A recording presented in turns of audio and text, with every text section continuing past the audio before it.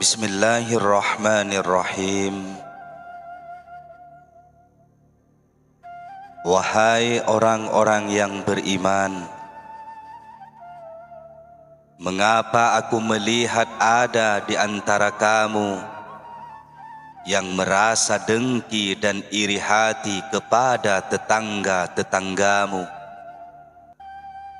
karena mereka mendapatkan kelebihan karunia Allah yang berupa makanan, minuman, tempat tinggal, pakaian, dan sebagainya? Tidakkah kamu mengetahui bahwa perasaan dengki itu akan mengubah keimananmu, menjauhkan diri kamu dari sisi Allah, dan menyebabkan kamu dimurkai Allah?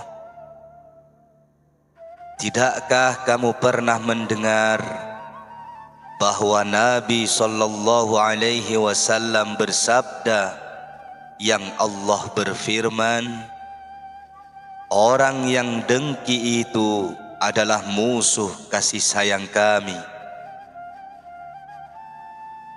Mengapa kamu dengki kepada orang lain, hai manusia? Dengkikah kamu kepada apa yang telah ditentukan Allah kepadanya?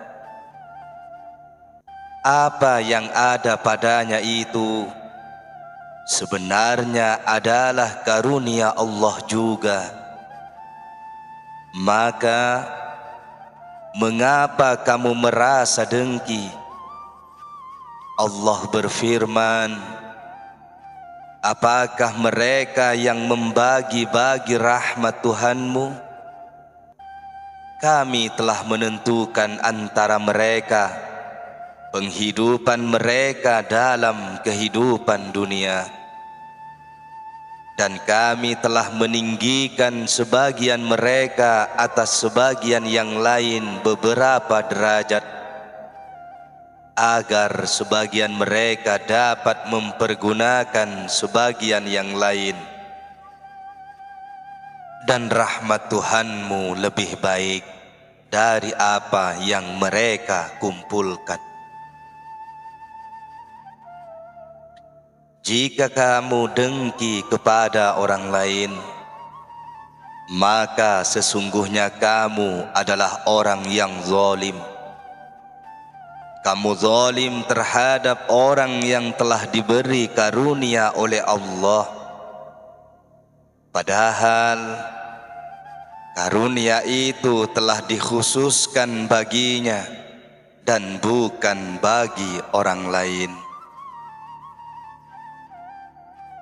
Jika kamu masih juga dengki kepada orang yang diberi karunia oleh Allah itu, maka hal itu menunjukkan bahwa kamu itu orang zalim, jahil, dan jahat.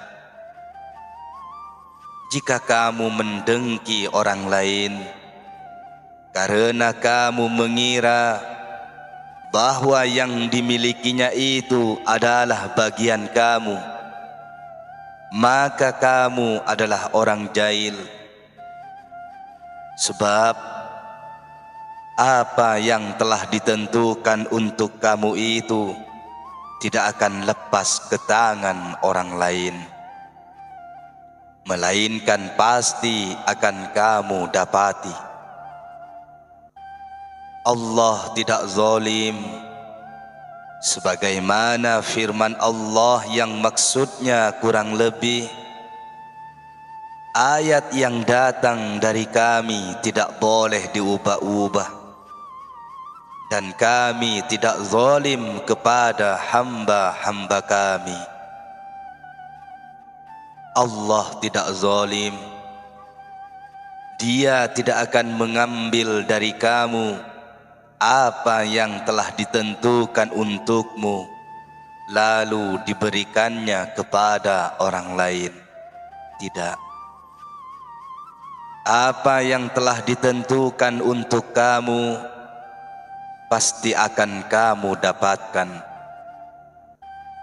dan apa yang telah ditentukan untuk orang lain pasti akan ia dapatkan. Oleh karena itu, janganlah kamu dengki kepada orang lain.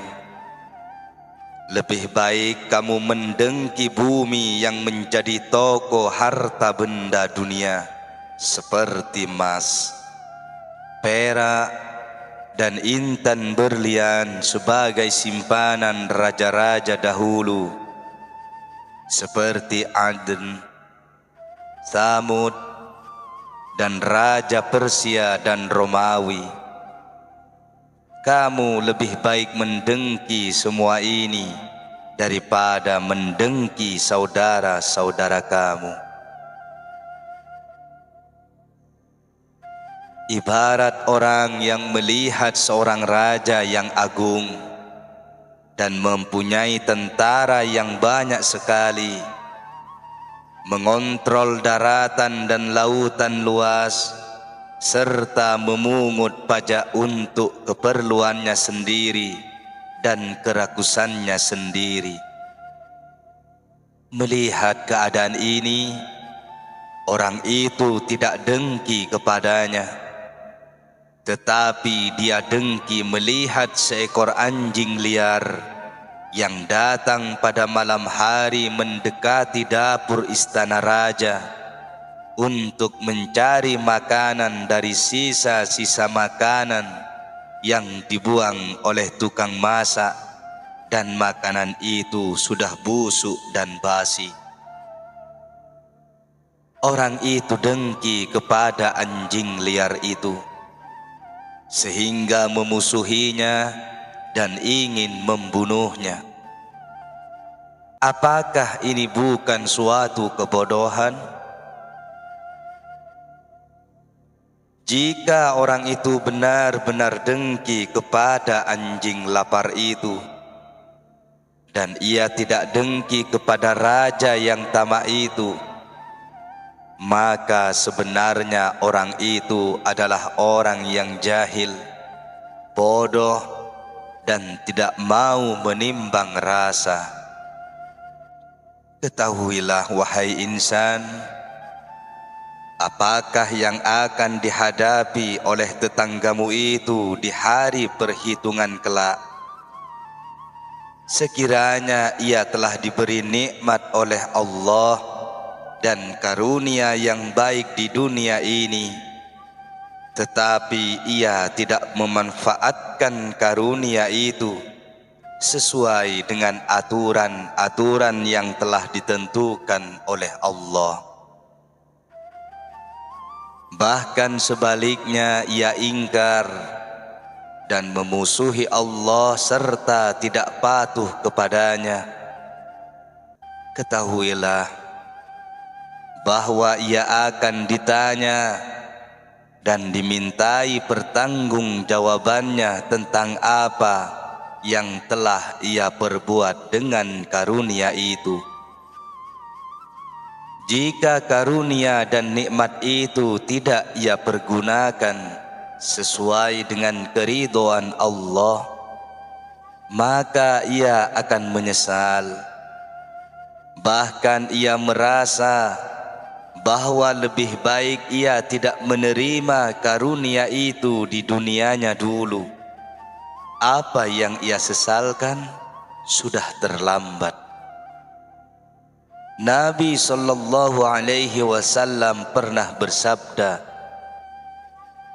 sebenarnya ada segolongan manusia di hari perhitungan nanti yang menginginkan daging badannya dipotong-potong dengan gunting apabila mereka melihat balasan yang diterima oleh orang-orang yang mendapat azab dan kesusahan. Mungkin tetangga kamu itu di akhirat kelak ingin agar ia berada di tempat kedudukanmu dalam kehidupan dunia ini, manakala ia merasakan masa yang sangat panjang berada dalam perhitungan di hadapan Tuhan itu dengan merasakan kepedihan dan kesusahan, berdiri selama 50.000 tahun di bawah panas terik matahari untuk dimintai pertanggungjawabannya tentang apa yang telah diperbuatnya dengan kekayaan yang diberikan Allah kepadanya dahulu. Sedangkan sementara itu kamu berada dalam perlindungan Allah. Makan, minum, bersenang-senang dan bersukaria karena kamu telah sabar dalam menempuh kesusahan hidup di dunia ini sambil ridho dengan ketentuan Allah. Menyesuaikan diri kamu dengan Allah, dan kamu tidak mendengki orang lain lantaran ia diberi kelebihan kehidupan dunia oleh Allah. Semoga Allah menjadikan aku dan kamu bersabar di dalam menempuh godaan dan perjuangan hidup di dunia ini, serta bersyukur kepadanya karena karunia-Nya yang tidak terhingga kepada kita sekalian. Mudah-mudahan kita bertawakal kepada Allah, Tuhan sekalian alam.